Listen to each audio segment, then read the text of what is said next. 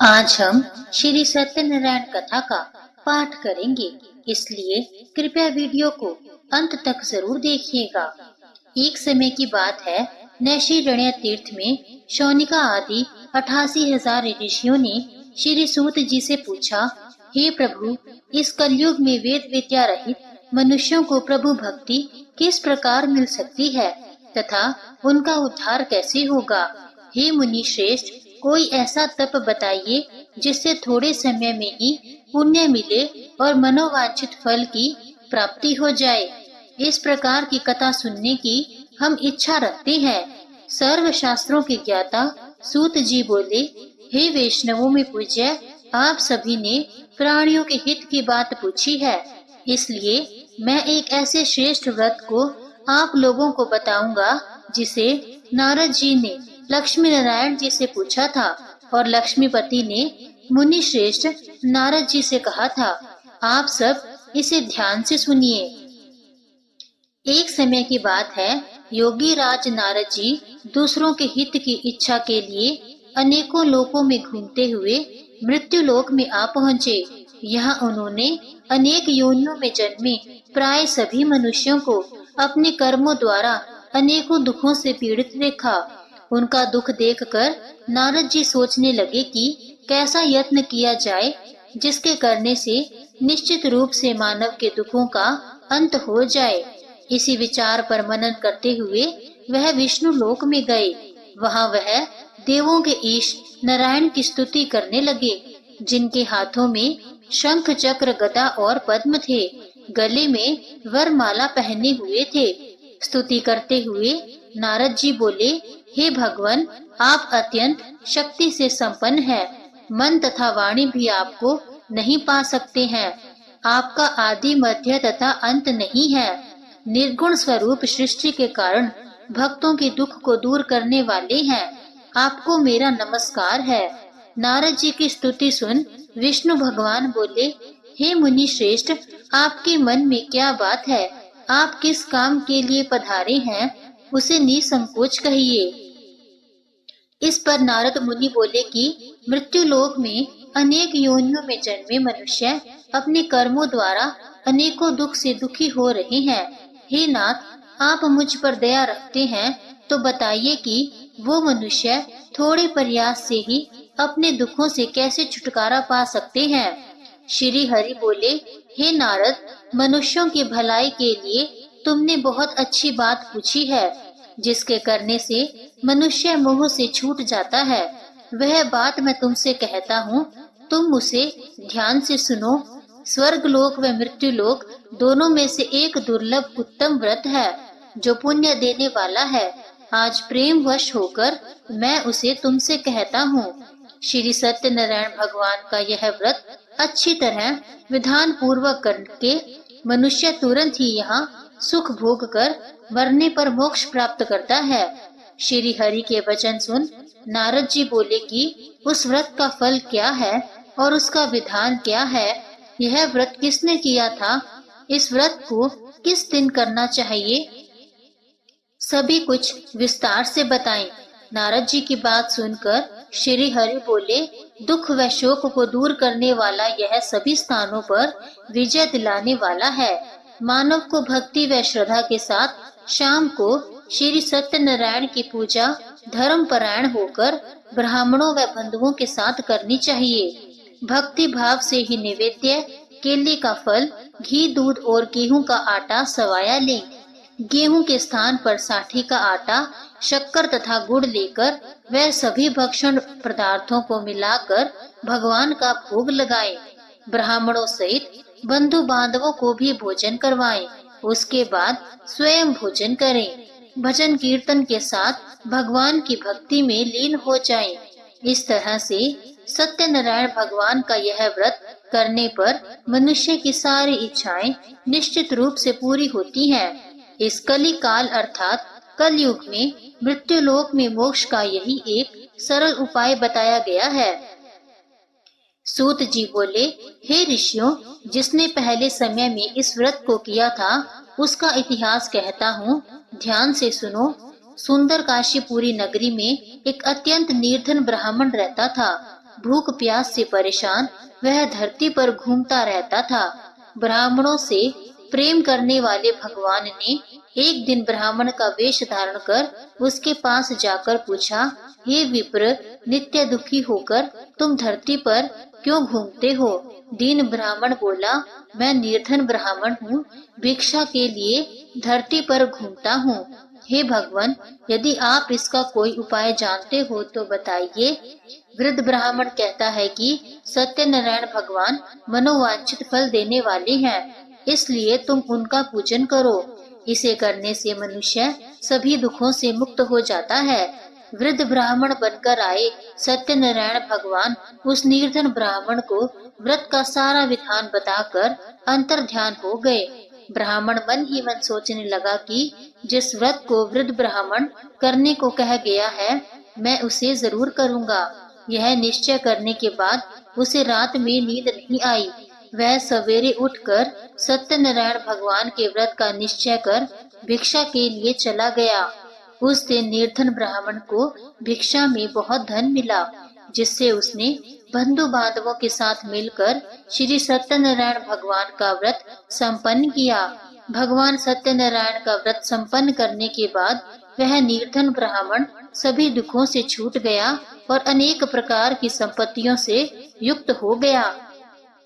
उसी समय से यह ब्राह्मण हर माह इस व्रत को करने लगा।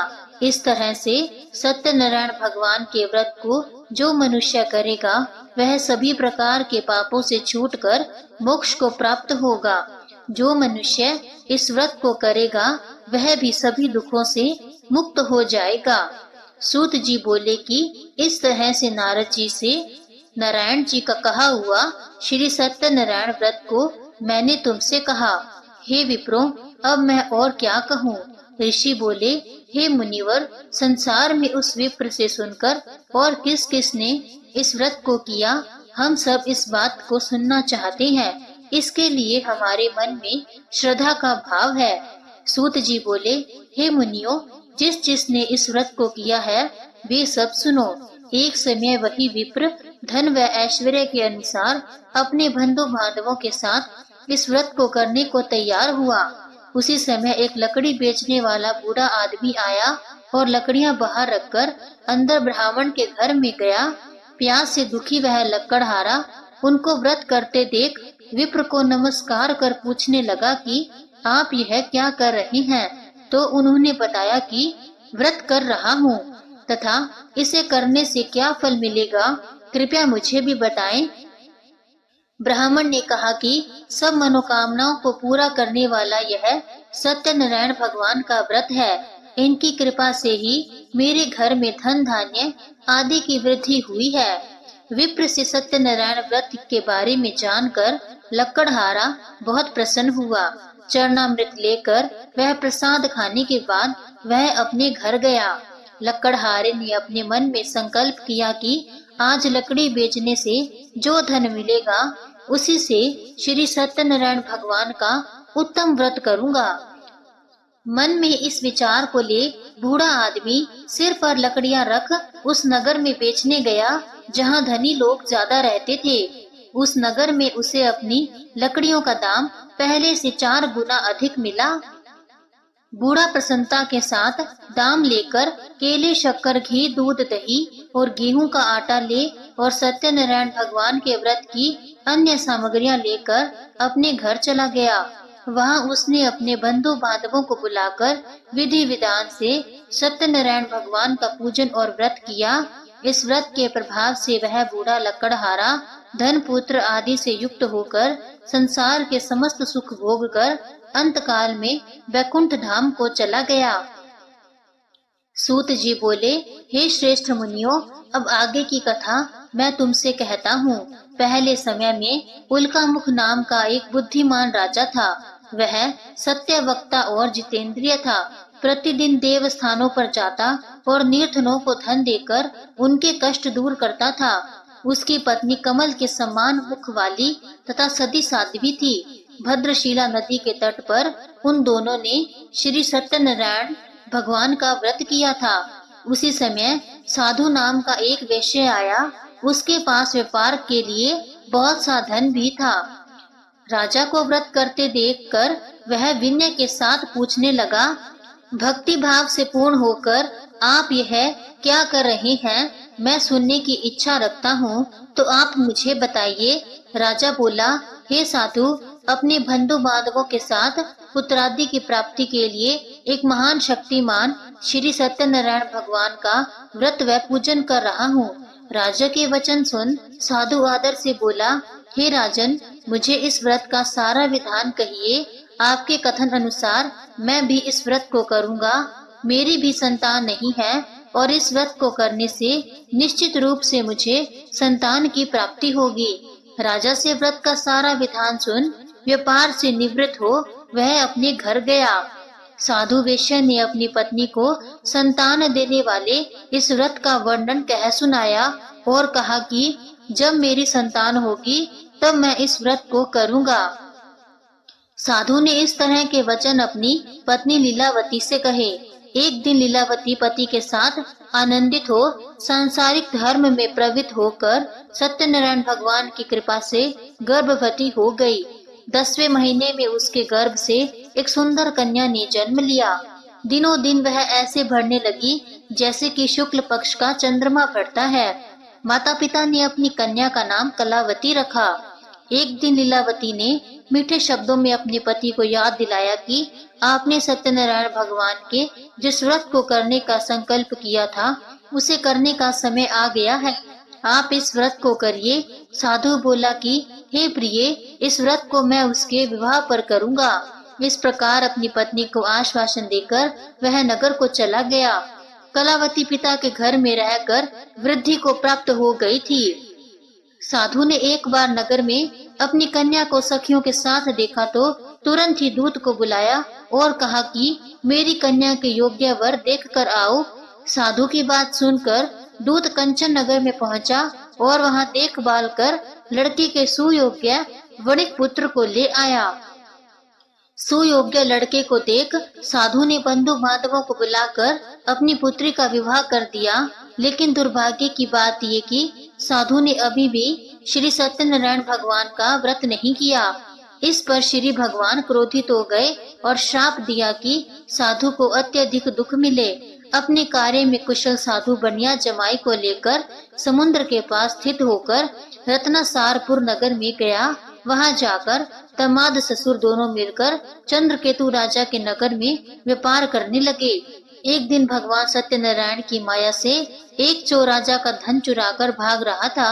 उसने राजा के सिपाहियों को अपना पीछा करते देख चुराया हुआ धन वहां रख दिया जहां साधु अपने जमाई के साथ ठहरा हुआ था। राजा के सिपाहियों ने साधु वेश्या के पास राजा का धन पड़ा देखा तो वह ससुर जमाई दोनों को बांधकर प्रसन्नता से राजा के पास ले गए और कहा कि उन दोनों चोरों को हम पकड़ लाए हैं, आप आगे की कार्यवाही की आज्ञा दें। राजा की आज्ञा से उन दोनों को कठिन कारावास में डाल दिया गया और उसका सारा धन भी उनसे छीन लिया गया।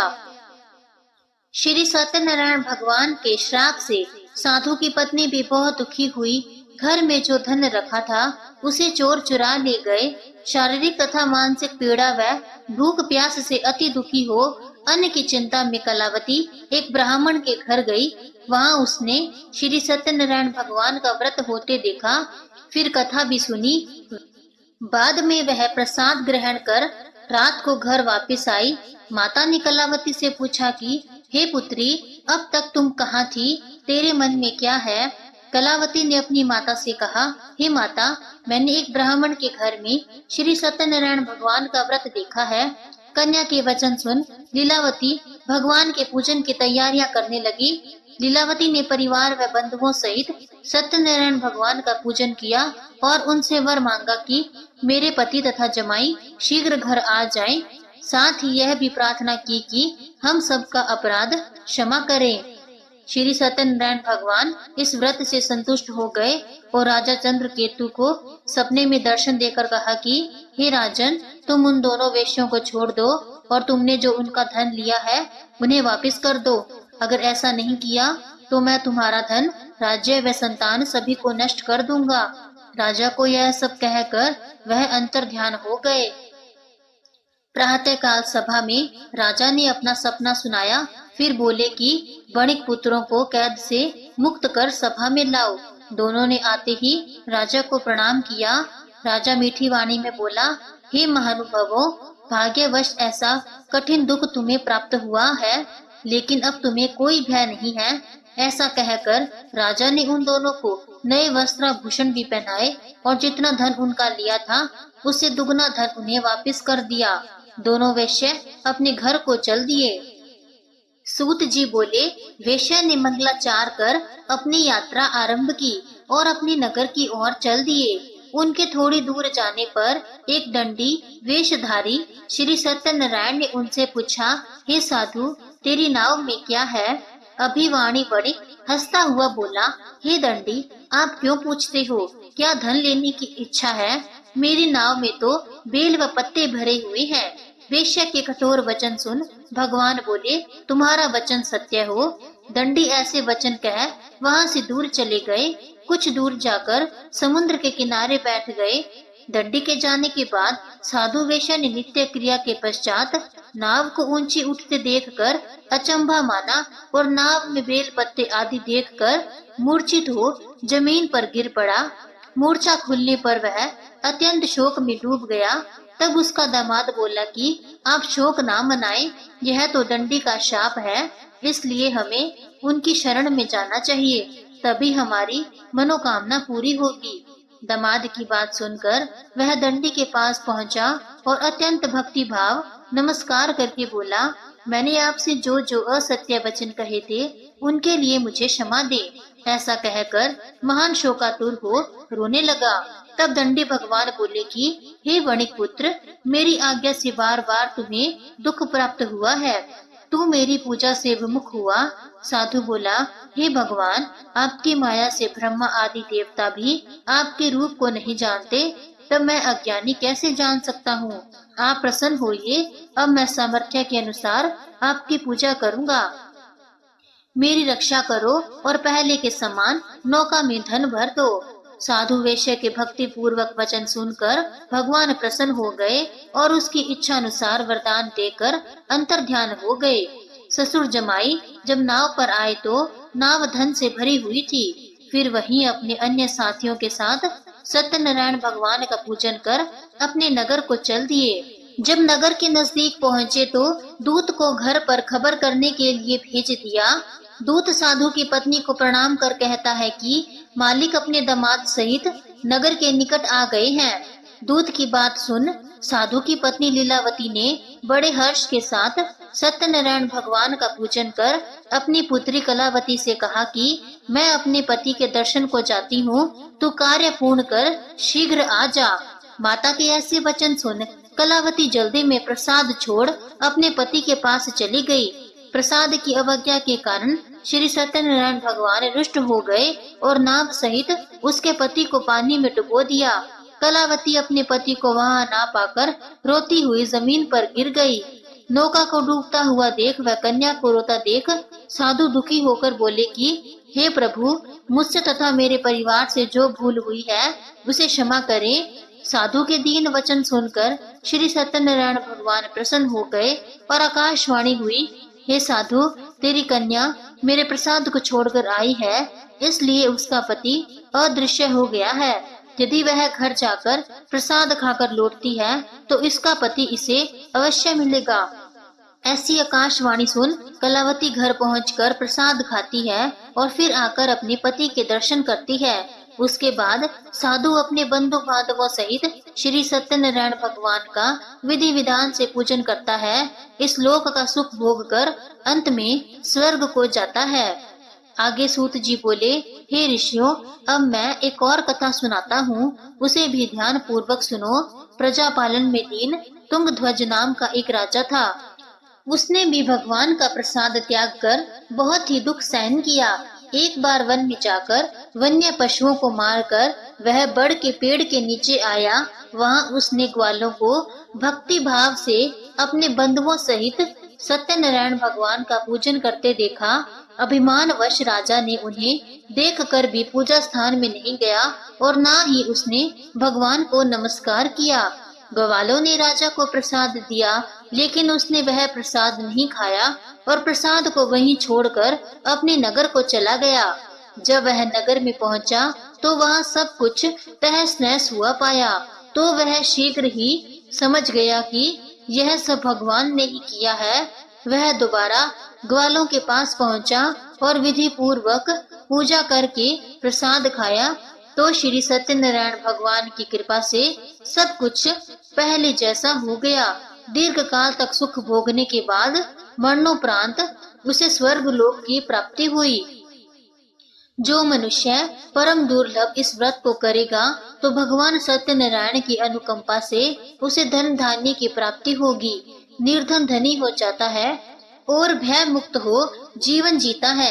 संतानहीन मनुष्य को संतान सुख मिलता है और सारे मनोरथ पूर्ण होने पर मानव अंत काल में वैकुंठ धाम को जाता है। सूत जी बोले, जिन्होंने पहले इस व्रत को किया है, अब उनके दूसरे जन्म की कथा कहता हूँ। वृद्ध शतानंद ब्राह्मण ने सुदामा का जन्म लेकर मोक्ष की प्राप्ति की। लकड़हारे ने अगले जन्म में निषाद बनकर मोक्ष प्राप्त किया। उल्का मुख नाम का राजा दशरथ होकर वैकुंठ को गए। साधु नाम के वेश्या ने मोर ध्वज बनकर अपने पुत्र को आरे से चीरकर मोक्ष पाया। महाराज तुंग ध्वज ने स्वयं भू होकर भगवान में भक्ति युक्त हो कर्म कर मोक्ष पाया। इसी के साथ श्री सत्यनारायण भगवान की कथा समाप्त होती है।